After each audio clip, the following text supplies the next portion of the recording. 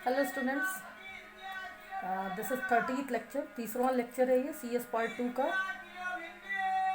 Civil engineering fourth semester, electrical engineering fourth semester and mechanical engineering fourth semester.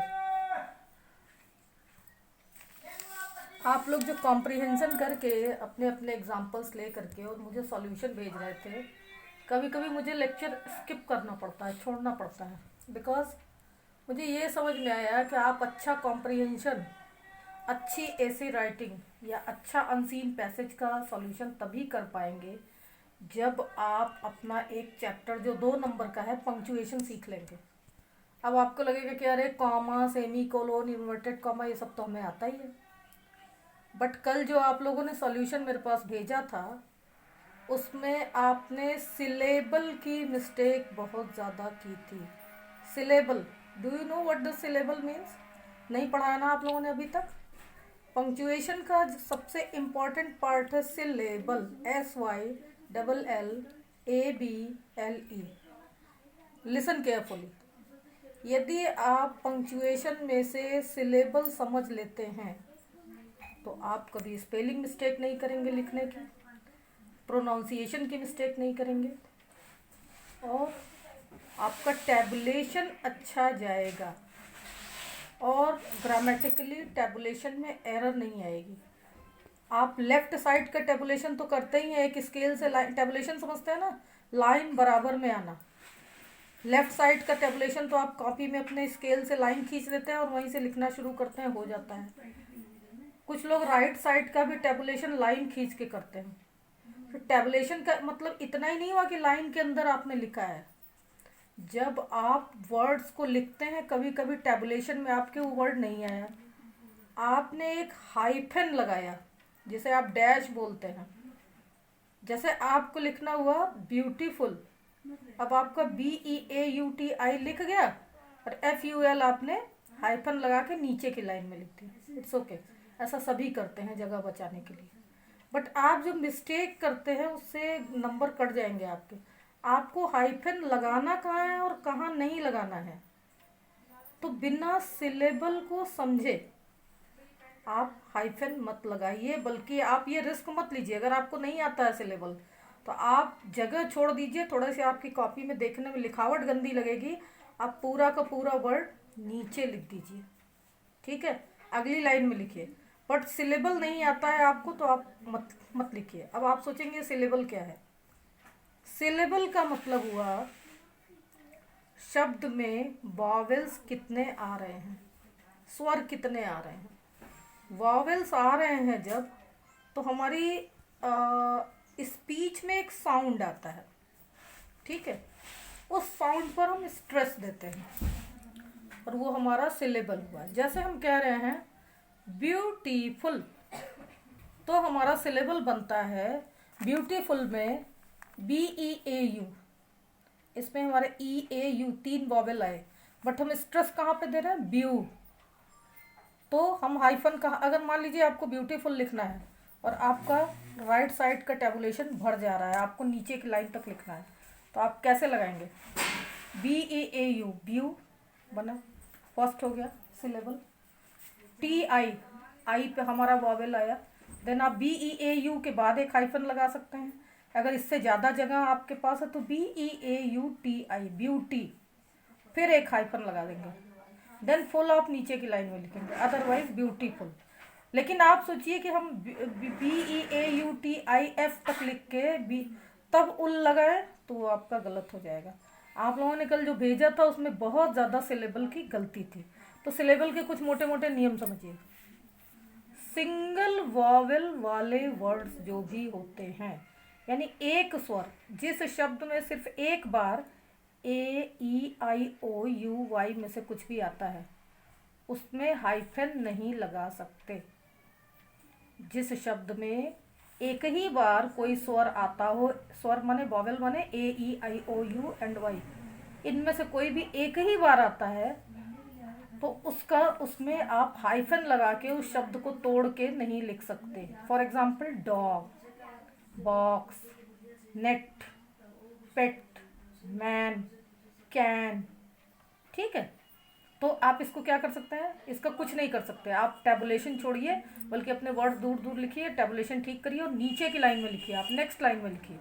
But इसका कभी भी, इसमें आपने यही गलती की थी, कल किसी ने मुझे नेट का टैबुले वो भेज दिया था, सिलेबल भेज दिया था, NE लिख करके, ने लिख के और टी नीचे की लाइन में, दैट इज रॉन्ग।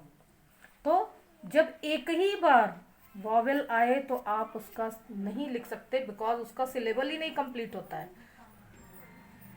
दूसरा देखिए, फर्स्ट लेटर लिख करके आप हाइफन नहीं लगा सकते हो, क्योंकि उसमें कोई सिलेबल नहीं बनता है। जैसे देखिए, हमारा वर्ड है ग्रामर, GRAMMAR, ग्रामर।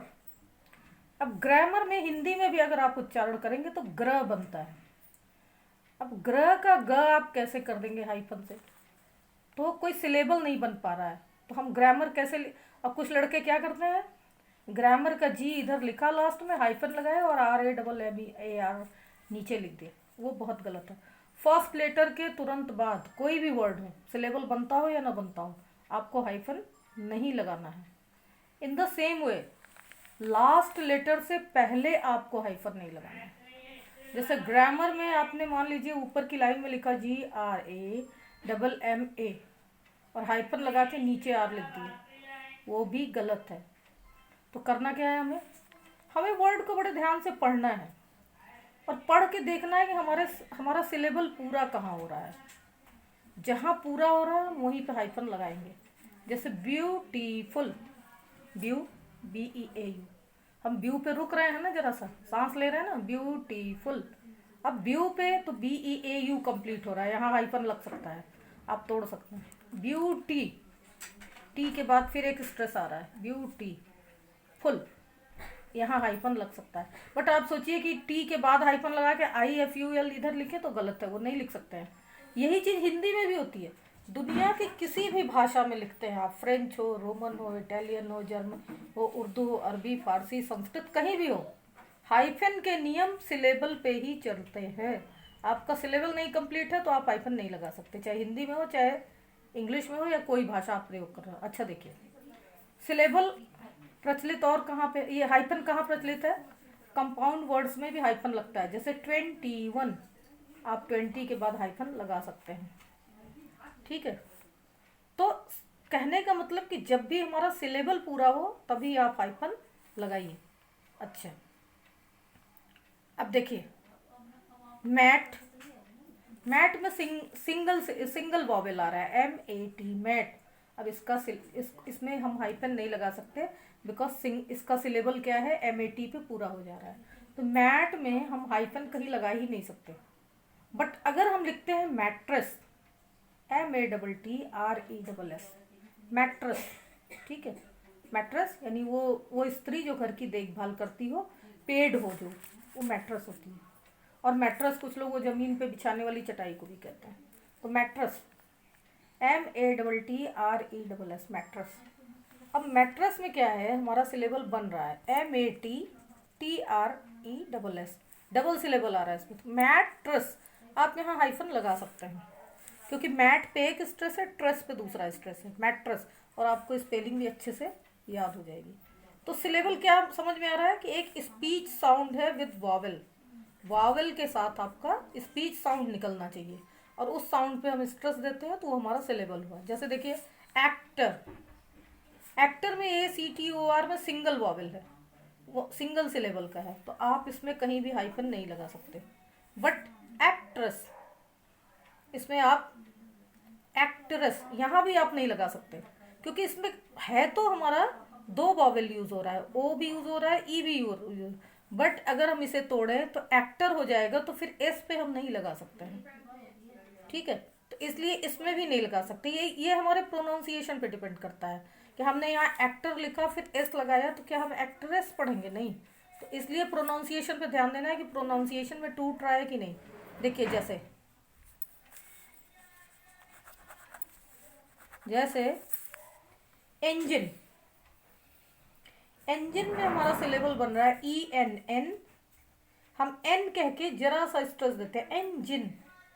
जैसे आप इंजन बोल देते हैं, डिप्लोमा करते हुए भी इंजन को इंजन बोलते हैं, तो इंजन। इंजन में हमारे कितने वॉवेल आए? ई एक हो गया, आई दो हो गया, लास्ट वाला ई हो गया, 3 वॉवेल है। बट हम तोड़ेंगे कैसे इसे? हाइफन कैसे लगाएंगे? अगर हमें हमारे टेबुलेशन से बाहर पूरा इंजन जा रहा है तो हम ई एन लिख के एक हाइफन लगाएंगे और जी आई एन ई लिखेंगे, इंजन, और हमारा डबल सिलेबल हो गया। हमें सिलेबल का इंतजार करना है, हमारा सिलेबल स्ट्रेस कहाँ आ रहा है। देखिए एक और शब्द है, बड़ा ही रोचक सा शब्द है, यूकैलिप्टस। जैसे आप लिप्टस कहते हैं, बल्ली कहते हैं, क्या कहते हैं, यूक्लिप्टस बोलते हैं, वही वाला। सही सही क्या है प्रोनाउंसिएशन? क्लास में हमने आपको 20 बार बताया है, यूकैलिप्टस। अब देखिए यूकैलिप्टस में एक हमारा प्रोनाउंसिएशन बनता है यू, यू, ई यू, यहाँ के बाद आप हाइफन लगा सकते हैं, कै, सी ए। अब आप चाहें तो ई यू कै, इतने पे भी एक हाइफन लगा सकते हैं, ई यू सी ए। तीसरा हाइफन हमारी पॉसिबिलिटी बनती है ई यू कैलिप, L Y P, E U E C A L Y P, E U कैलिप। देन एक हाइफन लग सकता है और हाइफन टस, यूकैलिप्टस। तो यूकैलिप्टस में हमारा जो स्ट्रेस है, यू एक स्ट्रेस हुआ, कै दूसरा स्ट्रेस हुआ, लिप तीसरा स्ट्रेस हुआ सिलेबल का, और टस, यूकैलिप्टस, 3 स्ट्रेस आ रहे हैं हमारे सिलेबल के। ये सारा मैटर प्रोनाउंसिएशन का है, स्पीच में साउंड का है सिलेबल। और देखिए एक और शब्द हमारा है वोकैबुलरी, जिसे आप वोकैबुलरी बोलते हैं, वोकैबुलरी, वोकै, VOCA।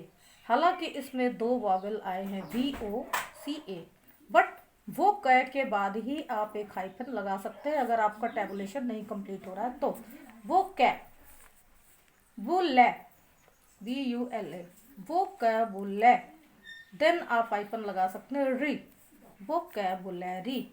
इस तरीके से आप अगर सिलेबल सीखेंगे तो मिसस्पेल्ट भी नहीं होगा आपका, गलतियां नहीं करेंगे स्पेलिंग की। और हाँ, सिलेबल की वजह से हाइफन लगाने पे कभी कभी हमारी मीनिंग चेंज हो जाती है। देखिए कैसे, यदि हम कहते हैं रिकवर, अब अगर आपको रिकवर का अर्थ गेट बैक यानी ठीक होना लिखना है तो आप हाइफन नहीं लगाएंगे इसमें। क्यों नहीं लगाएंगे? इसलिए नहीं लगाएंगे कि यदि आपने हाइफन, आप तो हाइफन टेबुलेशन की वजह से लगा रहे हैं कि आपका राइट साइड का टैब नहीं कंप्लीट हो रहा है तो आपने यहाँ लिखा और आधा यहाँ लिख दिया, बट मीनिंग चेंज हो जाए। अगर आप रिकवर में हाइफन लगाते हैं, रिकवर, RE-COVER, तो उसकी मीनिंग हो जाएगी ठीक होना नहीं, बल्कि कवर अगेन उसकी मीनिंग हो जाएगी, फिर से ढक देना। तो रिकवर वर्ड में हाइफन तभी लगाइए, मतलब आप ये ध्यान दीजिए कि आप किस अर्थ में यूज़ कर रहे हैं। क्या उसे कवरिंग अगेन के अर्थ में यूज़ कर रहे हैं, तब तो आप हाइफन लगा सकते हैं रिकवर। बट अगर आप उसको इस अर्थ में लगा रहे हैं कि पेशेंट रिकवर कर जाएगा यानी ठीक हो जाएगा, देन गेट बैक की मीनिंग में लगा रहे हैं, तो उसमें कतई हाइफन न लगाइए, आप अगली लाइन में लिखिए उसको ऐसे ही। देखिए रिकाउंट, यदि रिकाउंट वर्ड आप इस अर्थ में यूज़ कर रहे हैं कि काउंट अगेन, फिर से गिनती करो, देन तो आप हाइफन लगा दीजिए रिकाउंट में, RE-काउंट। बट यदि आप इस रिकाउंट का मतलब टेलिंग स्टोरी, कहानी सुनाने के अर्थ में कर रहे हैं, my grand mother was recounting me a long story, मेरी ग्रैंड मदर मुझे एक अच्छी सी एक लंबी स्टोरी सुना रही थी, ठीक है। यहाँ रिकाउंटिंग में या रिकाउंट में आप हाइफन नहीं लगा सकते, बिकॉज जब स्टोरी सुनाने का अर्थ होगा तो रिकाउंट में अगर आप हाइफन लगाएंगे तो उसका वो मतलब बदल जाएगा, देन काउंट अगेन हो जाएगा, ठीक है। तो मैं उम्मीद है कि आपको ये सिलेबल समझ में आया होगा और आप कॉम्प्रीहेंशन करते समय इसको याद रखेंगे, और आपको इसके बारे में कल भी बताऊंगी। Thank you.